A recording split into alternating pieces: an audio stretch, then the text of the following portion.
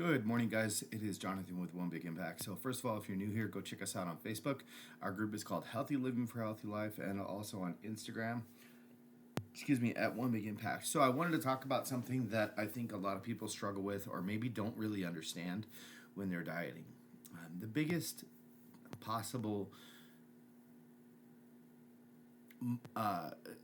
roadblock that a lot of people, in my opinion, have a hard time getting through is going to be hunger, obviously. And one of the ways to be able to combat that is to be eating high volume, low calorie foods. Now, the industry or the world or websites or anything like that may give you some insights. You can just type in like low calorie food options and stuff like that.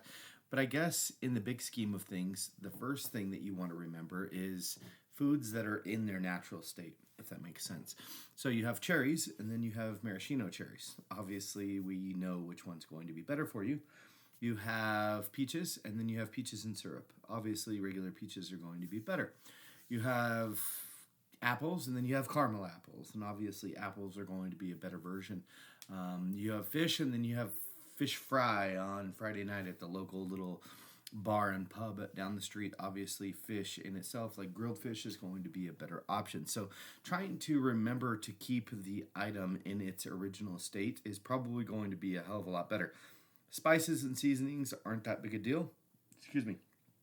But you do have to remember that sauces and dressings and stuff like that can add up tremendously.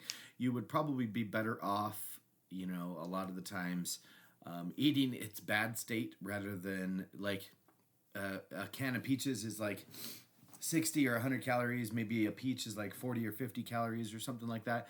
And if you get a regular peach and then you start dipping it in whipped cream or something like that, or that whatever cream is that they put next to it at the actual place, you'll probably find yourself in a way worse state than just eating them straight out of the can. So you got to make sure that you're kind of paying attention actively to what you're consuming, because it can be wildly different. Now, that being said, those are kind of some of the obvious things, but I will give you a few tips. In my opinion, lean meats would be a huge difference as far as like recently I've gone from like 322 down to like 285, and I don't even really consider myself dieting necessarily. What I'm doing is just kind of cleaning up the way I'm eating and doing some regular cardio. That's it. Like, I'm going from I was actually eating less, to be honest. I was just eating way more calorically dense foods. I changed. I'm not eating any red meat. There's nothing wrong, in my opinion, with red meat, but if you're trying to diet, you get a hell of a lot more out of lean meats like fishes and stuff like that, and turkey. Now, what you do have to remember is you can start like slowly cleaning up your diet. So if you're like, okay, Jonathan said go from ribeye steak to tilapia. Not necessarily. You don't really have to do that. You can go from like ribeye steak to a bottom round or something like that has way less fat content or something like that. So you can still stick with steaks. You could do like a top sirloin or something like that. Ribeye is going to be one of the highest fat contents. So you could just go to a leaner steak and like just lightly leaner. In all honesty, you don't even really have to like worry too much about is it steak, is it not steak. You just like start paying attention to your calories and stuff like that. And as you find yourself like you've cleaned up your diet and you're like, wow, I'm not really getting that much volume of food, well, you can actually double the volume by getting a leaner portion of steak or something like that, or getting more out of it. And the same goes for like fish or something like that. If you're regularly eating salmon, when you go for tilapia, well, clearly you're going to have a major caloric drop from salmon to tilapia. So there is always leaner versions of things. In retrospect, just thinking about like turkey, they have 80-20 turkey, which is like 220 grams of calories, 220 calories per 4 ounces. And then they have the lean stuff, 99.1, that I'm eating, and it's like 120 calories. And remember, as something gets leaner, it adds more protein. So it's a great trade-off. Like, it's not like you're getting less out of it. You're actually getting a more quality product. So keep that in mind. Some things that you have to also pay attention is just because you're eating right doesn't mean you're eating in a deficit, if that makes sense.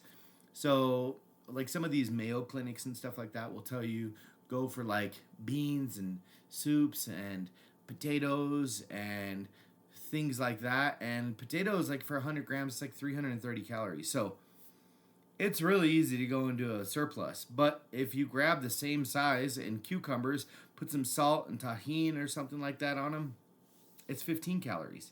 So it's a fucking huge difference. Like you have to be actively paying attention to that.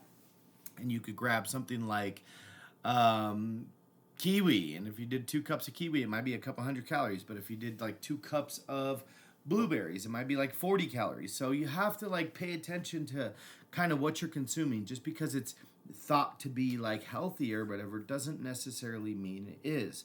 So cleaning up your diet and understanding that you will get more volume if you can find something that's a little bit less calories per volume, if that makes sense, and then working on that. So eventually you can go to like cod, which is like if you're eating fish, it's like 20 or 80 calories, 82 calories or something like that for like 100 grams.